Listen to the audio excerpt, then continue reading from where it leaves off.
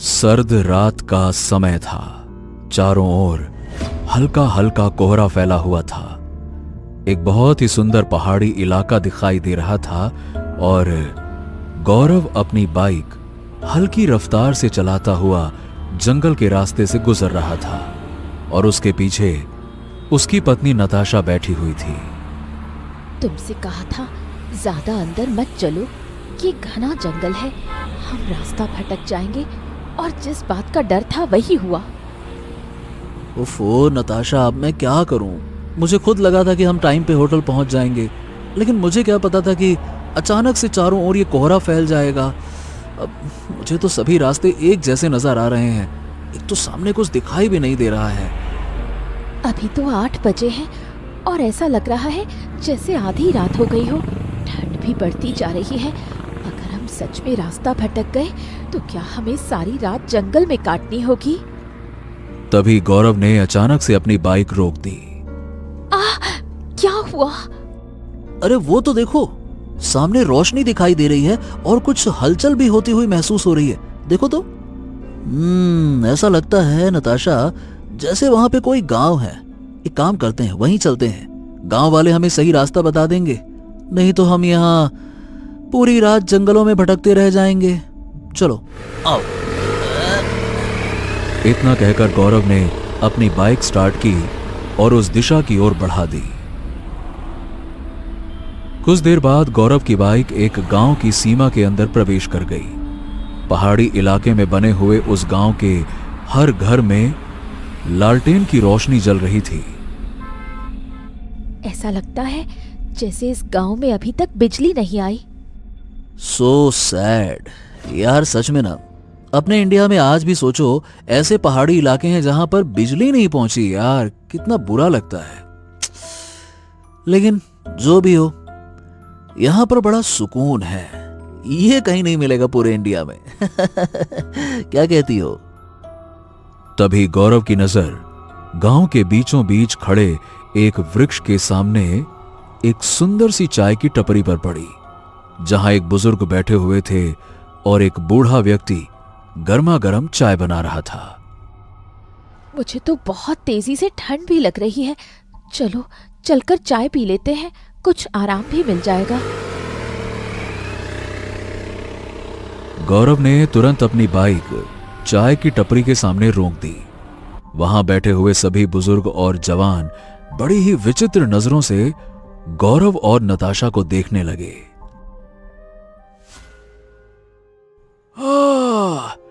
लगता है कि आप लोग रास्ता भटक गए हैं, क्यों बेटा? हाँ काका, बात यह है कि हम कुछ दिनों पहले ही चंबा शहर में घूमने के लिए आए थे। आज शाम को बस ऐसे ही चंबा टाउन के जंगलों में घूमने का मन बना और हम बाइक से ही घूमने के लिए निकल गए। लेकिन बाबा पता नहीं क्या हुआ कि अचानक से कोहरा आ गया और हम रास्ता भटक गए। लेकिन आपको कैसे पता चला कि हम रास्ता भटक गए हैं? ऐसा है बेटवा, ये गांव में ना अक्सर लोग भटकते हुए ही आते हैं, सीधे सीधे कोई नहीं आता। गौरव ने उसकी बात पर ज्यादा ध्यान नहीं दिया। अच्छा काका, मुझे और मेरी पत्नी को एक बढ़िया कड़क और मस्त वाली चाय पिला दो। थोड़ा सा अदरक ज्यादा कर देना, ठंडी है ना तो मजा आ जाएगा। हाँ हाँ हाँ, क्यों नहीं। हमारी चाय जो पीता है वो स्वाद कभी नहीं भूलता बेटा। बैठो, अदरक के साथ इलायची भी डालूंगा, चिंता ना करो, बैठो।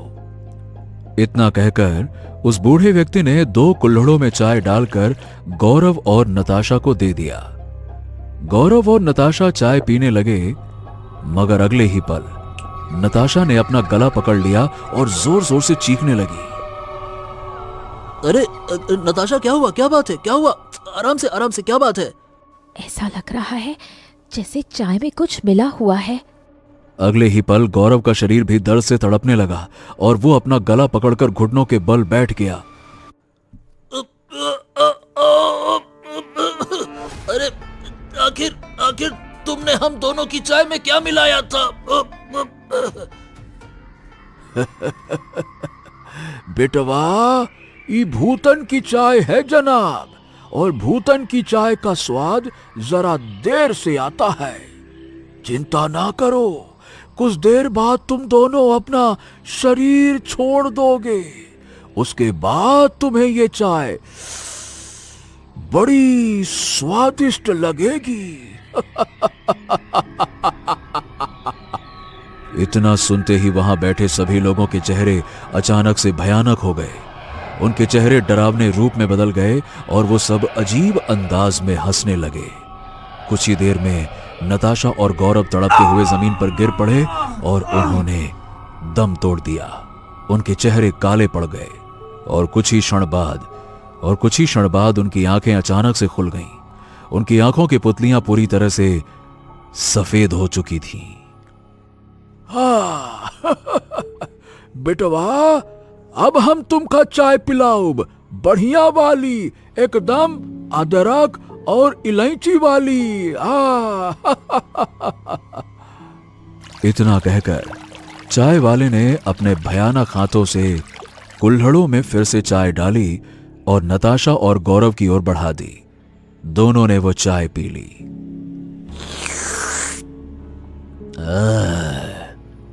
बड़ी ही स्वादिष्ट चाय है चचा, क्यों नताशा? हाँ, अब मुझे इसका स्वाद लग रहा है। हाँ, भूतों के गांव में तुम नए मेहमानों का स्वागत है। सभी लोग विचित्र भयानक अंदाज में हंसने लगे और एक जोरदार धमाके के साथ अचानक से सब गायब हो गए। चारों ओर सन्नाटा फैल गया। ऐसा लग रहा था मानो वहां कभी कोई था ही नहीं। घरों की जगह उजड़े हुए मकान नजर आने लगे और चारों ओर केवल जंगल और पेड़ दिखाई दे रहे थे। आखिर क्या था रहस्य इस भूतों के गांव का? आखिर क्या रहस्य था भूतों की चाय का? इन सभी घटनाओं को जानने के लिए कहानी के अंत तक बने रहिए। इस घटना के कुछ दिनों बाद तान्या, जो मुंबई शहर की रहने वाली लड़की थी, उसकी शादी कुछ समय पहले ही मशहूर बिजनेसमैन आर्यन से हुई थी। ड्राइंग रूम में बैठकर टीवी पर न्यूज बहुत गौर से देख रही थी। तभी वहां उसका पति आर्यन आ गया। ओफो, कम ऑन तान्या, यार तुमसे कितनी बार कहा है कि ज्यादा ये न्यूज व्यूज मत देखा करो। आजकल सच्ची न्यूज कम और फेक न्यूज ज्यादा आती है। एक ही बात को ऐसा घुमा फिरा के बढ़ा चढ़ा के बताते हैं, ऐसा लगता है कि क्या कहूं मैं। छोड़ो ना, बंद करो इसको। जो न्यूज मैं अभी अभी देख रही हूँ, उस न्यूज को तुम्हारे लिए जानना बहुत जरूरी है। क्या मतलब? न्यूज रिपोर्टर बता रही थी कि चंबा टाउन में फिर से 2 लोग रहस्यमयी तरीके से गायब हो गए। ये सुनकर आर्यन थोड़ा सा झुंझला गया। ओफो, come on Tanya, what nonsense यार, फिर से शुरू मत हो जाओ। देखो, तुम जानती हो कि कितनी मुश्किल से सरकार ने हमें चंबा टाउन के जंगल में एक 5 स्टार होटल बनाने की अनुमति दी है। ये परमिशन हर किसी को नहीं मिलती है यार। हम कुछ देर बाद ही चंबा टाउन के लिए निकलने वाले हैं। अब मुझे ये फालतू की बातें मत सुनाओ यार। चलो रेडी हो जाओ फटाफट। मेरा बिल्कुल भी मन नहीं है कि तुम वहां पर कोई 5 स्टार होटल बनाओ। दुनिया इतनी बड़ी है, आखिर तुम्हें चंबा टाउन के सुंदर जंगल में ही 5 स्टार होटल क्यों बनाना है? बाबा, क्योंकि ये मेरे पिता का सपना था जो पूरा नहीं हो पाया। और मेरे पिता बताया करते थे कि मेरे दादा का सपना था चंबा टाउन के सुंदर जंगल में 5 स्टार होटल बनाने का। लेकिन अपना सपना पूरा करने से पहले ही उनकी रहस्यमयी परिस्थितियों में मौत हो गई।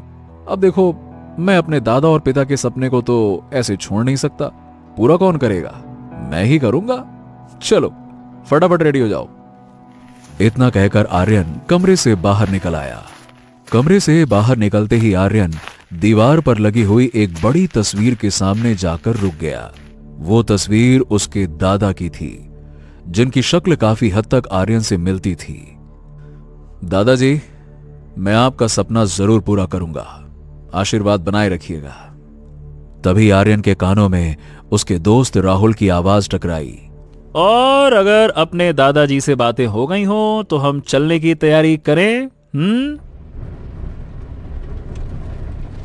कुछ देर बाद एक लग्जरी मर्सिडीज गाड़ी मुंबई की सड़कों पर दौड़ रही थी। कार आर्यन चला रहा था और उसके बगल में उसका दोस्त राहुल बैठा था और पीछे मिशा और तान्या बैठी हुई थी। आर्यन, तान्या को क्या हुआ? मूड कुछ अपसेट लग रहा है। क्योंकि मैडम को न्यूज देखने का बड़ा शौक है और न्यूज में आज दिखाया गया है कि एकदम ब्रेकिंग न्यूज स्टाइल में, कौन जा रहा है चंबा टाउन में? रुक जाओ, मत जाओ वहां पे। चंबा टाउन में 2 लोग रहस्यमयी अंदाज में गायब हो गए। बस ये सुनने के बाद से मैडम टेंशन में बैठी हुई हैं। ये सुनकर मीशा हंस पड़ी। कम ऑन तान्या, क्या हमारे मुंबई शहर में लोग गायब नहीं होते? तो क्या हम मुंबई में बिजनेस करना बंद कर दें या रहना बंद कर दें? शाम के समय उन चारों की लग्जरी कार चंबा के 5 स्टार होटल के सामने आकर रुक गई। वो चारों कार से उतरकर बाहर आए। तभी होटल का मालिक दौड़ते हुए उनका स्वागत करने के लिए वहां आ गया। हेलो, और कैसे हो विवान? क्या हाल चाल है? तुम्हारा होटल कैसा चल रहा है? I am fine. House you? तुम कैसे हो? अरे कैसे वैसे छोड़ो भाई, अब हम यहाँ पे 5 स्टार होटल बनाने के लिए आए हैं। सोच लो, तगड़ा कंपटीशन मिलने वाला है तुम्हें। कोई बात नहीं। वैसे तुम सबके लिए अपने होटल के बेस्ट रूम सेलेक्ट किए हैं मैंने, जहां तुम सबको हर फैसिलिटी मिलेगी, कोई टेंशन की बात नहीं होगी। चलो आ जाओ। हाँ यार, मैं तो ड्राइव कर करके थक चुका हूँ। कल सुबह मुझे बहुत जरूरी काम भी है। हाँ हाँ, क्यों नहीं आर्यन, सुबह के समय अपने ऑफिस में मिलना। ठीक है, चलो। इतना कहकर वो चारों होटल के अंदर चले गए। अगली सुबह वो चारों होटल के लग्जरी ऑफिस में पहुंच गए जहां विवान बैठा हुआ था। देखो विवान, हम यहां एक 5 स्टार होटल खोलना तो चाहते हैं, लेकिन चंबा टाउन में नहीं, बल्कि चंबा टाउन के सुंदर जंगल में। क्योंकि क्या है, अक्सर टूरिस्ट जंगल में ही घूमने के लिए जाते हैं, जहां पर उन्हें काफी दिक्कतों का सामना करना पड़ता है। तो अगर ऐसे में उन्हें जंगल में 5 स्टार होटल मिल जाएगा तो फिर उन्हें ज्यादा प्रॉब्लम फेस नहीं करनी पड़ेगी, और ऐसे जंगल में वो मुंह मांगी कीमत में होटल बुक करने के लिए तैयार भी हो जाएंगे। ये सुनकर विवान गंभीर हो गया। यार देखो, आइडिया तुम्हारा जबरदस्त है, लेकिन ध्यान से मेरे दोस्त, पिछले 50 सालों से चंबा टाउन के जंगल में अक्सर लोग रहस्यमयी अंदाज में गायब हो जाते हैं और यहाँ की पुलिस भी आज तक उन्हें ढूंढ नहीं पाई है। इवन पुलिस हिम्मत ही नहीं करती है कि वहां अंदर जाए। सो समझ रहे हो ना? ये सुनकर राहुल मुस्कुराने लगा। लेकिन यार देखो, सोच के देखो, फिर भी टूरिस्ट जंगल आना बंद नहीं करते। और मुझे विश्वास है कि हमारा 5 स्टार होटल खुलने के बाद तो कोई भी जंगल में लापता होगा ही नहीं। क्योंकि अगर 5 स्टार होटल बनेगा तो फिर जाहिर सी बात है ना, आसपास बहुत सारी चीजें बनेंगी, तो फिर गायब कोई कैसे होगा? एग्जैक्टली। विवान, हम लोग जंगल जा रहे हैं अपने होटल के लिए लोकेशन ढूंढने के लिए। शाम तक लौट के आ जाएंगे, ठीक है? कुछ देर बाद उन चारों की कार चंबा टाउन के सुंदर जंगल की सड़क पर चल रही थी।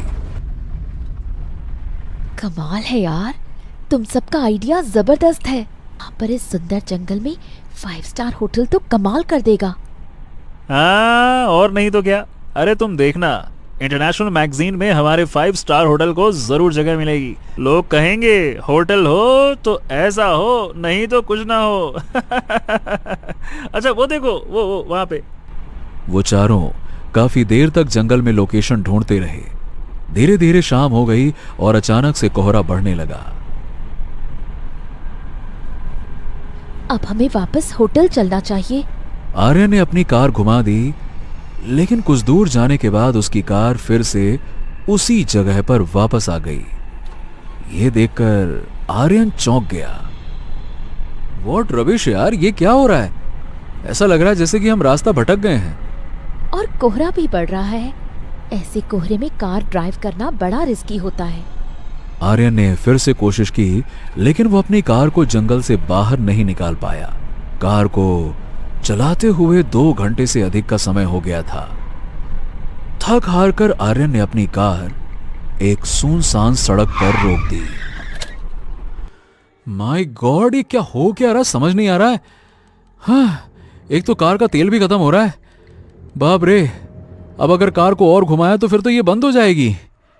ये सुनकर तान्या और मीशा थोड़ा डर गईं। ओह माय गॉड, क्या हमें सारी रात जंगल में ही बितानी पड़ेगी?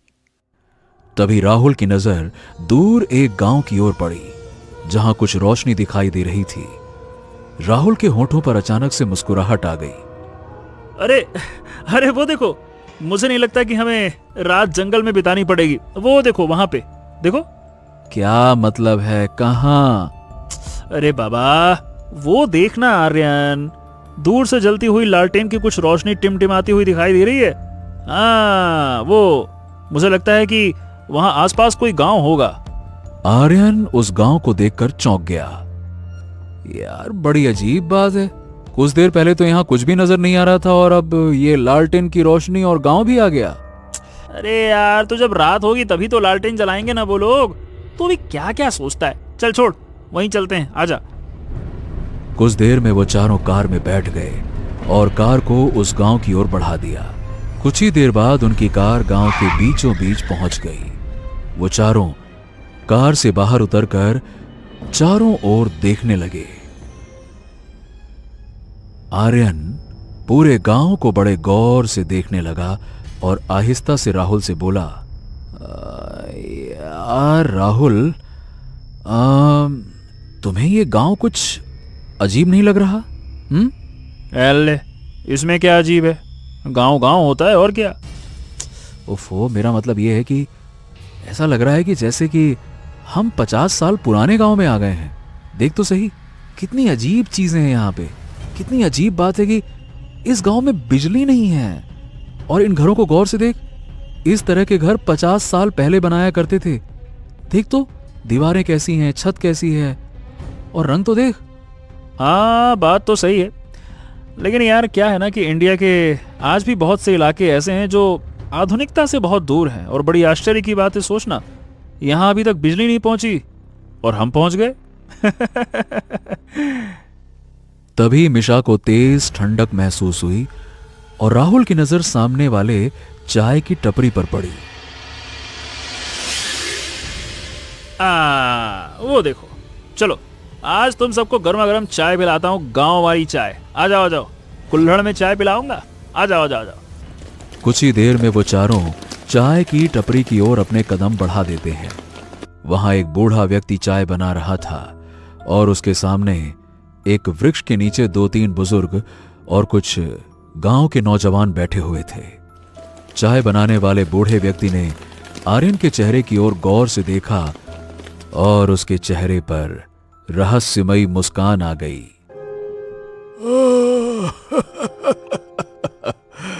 कितनी अजीब बात है, तुम्हारा चेहरा कैलाश से कितना मिलता जुलता है। कैलाश? वो तो मेरे दादा का नाम है। क्या तुम मेरे दादा को जानते हो काका? तभी अचानक से पास के एक घर का दरवाजा खुला और एक लंबा चौड़ा कद काठी वाला व्यक्ति बाहर आया, जिसकी बड़ी बड़ी मूछें थीं। मैं इस गांव का मुखिया हूं। तुम्हारे दादा कैलाश को इस गांव में भला कौन नहीं जानता। आज तक कोई उन्हें नहीं भूला। तुमने बिल्कुल अपने दादा की शक्ल पाई है। हाँ, मेरे डैड मतलब मेरे पिताजी भी यही कहा करते थे कि मैंने आदतें भी उनकी तरह ही पाई हुई हैं। ये सुनकर सभी लोग विचित्र और रहस्यमयी अंदाज में आर्यन की ओर देखने लगे। बात यह है कि हम लोग ना यहाँ पे 5 स्टार होटल की लोकेशन को ढूंढने के लिए आए हैं। मैं और मेरा दोस्त आर्यन यहाँ पर एक 5 स्टार होटल बनाना चाहते हैं। तुम्हारे गांव की लोकेशन हमें बहुत ज्यादा पसंद आई है। वैसे बहुत अच्छी जगह है ये। ऐसन लग रहा है जैसे इतिहास अपने आप ही को दोहरा रहा है। बरसों पहले कैलाश भी यहाँ 5 स्टार होटल बनाना चाहता था। ये सुनकर आर्यन के होठों पर मुस्कान आ गई। सुनो सब लोग, ये हमारे खास मेहमान हैं हमारे गांव के लिए, ठीक है? इनके लिए बहुत ही अच्छी चाय बनाओ, अदरक और इलायची डाल के। कुछ ही देर में चाय वाले ने 4 कुल्हड़ों में चाय बनाकर उन चारों को दे दी। आर्यन, राहुल और मिशा चाय की चुस्कियां लेने लगे, लेकिन तान्या को न जाने क्यों उस गांव का माहौल बड़ा अजीब लग रहा था। मुझे लगता है कि हमें यहाँ की चाय नहीं पीनी चाहिए। मुझे यहाँ कुछ ठीक नहीं लग रहा। इस गांव का एटमॉस्फेयर बड़ा ही अजीब लग रहा है। चारों ओर अजीब सा सन्नाटा फैला हुआ है, जैसे हम किसी शमशान या कब्रिस्तान में आ गए हो। कम ऑन तान्या, मुझे पता है कि तुम न्यूज़ के अलावा हॉरर फिल्म्स भी बहुत देखती हो। चुपचाप से चाय पी लो। मगर तान्या ने सबकी नजरें बचाकर चाय नहीं पी और कुल्हड़ की चाय एक तरफ फेंक दी। अगले ही पल आर्यन, राहुल और मिशा के चेहरे अचानक से नीले पड़ने लगे और वो तीनों एकदम से घुटनों के बल बैठ गए और उनके माथे पर पसीने की बूंदें टपकने लगी।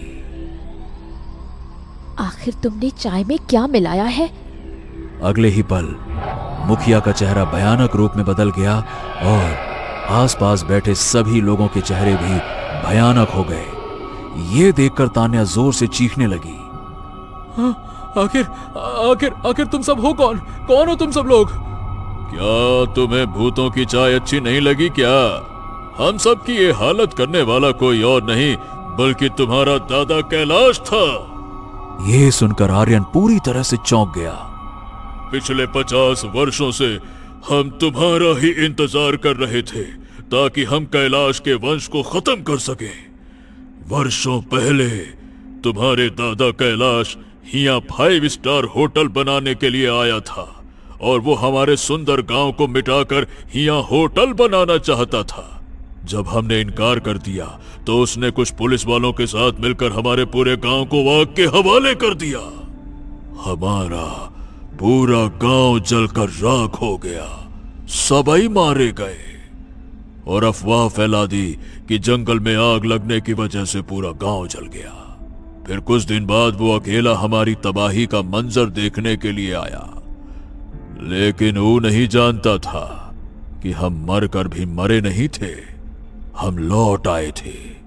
हमारे भयानक चेहरे देखकर वो चीख उठा और हमने उसे उसके अंजाम तक पहुंचाई दिया। लेकिन हम फिर भी रुके नहीं, क्योंकि हम उसके वंश को ही मिटाना चाहते थे। जानते हो, हमारा ये गांव चाय के नाम से प्रसिद्ध था। जब भी यहाँ कोई सैलानी घूमने आता ना, वो हमारे गांव की चाय जरूर पीता था। मरने के बाद भी हमने अपनी इस परंपरा को जारी रखा।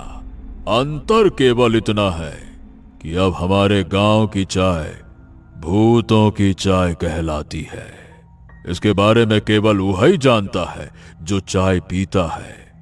लेकिन क्या फायदा, चाय पीने के बाद वो जिंदा नहीं रहता। इतना कहकर मुखिया तान्या की ओर देखने लगा। और हम जानते हैं लड़की कि तूने चाय ना पी है, इसीलिए तुझे कुछ ना हुआ। खैर, तू चिंता ना कर, हम तुझे कुछ नहीं कहेंगे। इन तीनों के जाने के बाद हम सब की आत्माओं को मुक्ति मिल जाएगी और हम चाहते हैं कि तू हमारी ये दास्तां दुनिया वालों को बताए।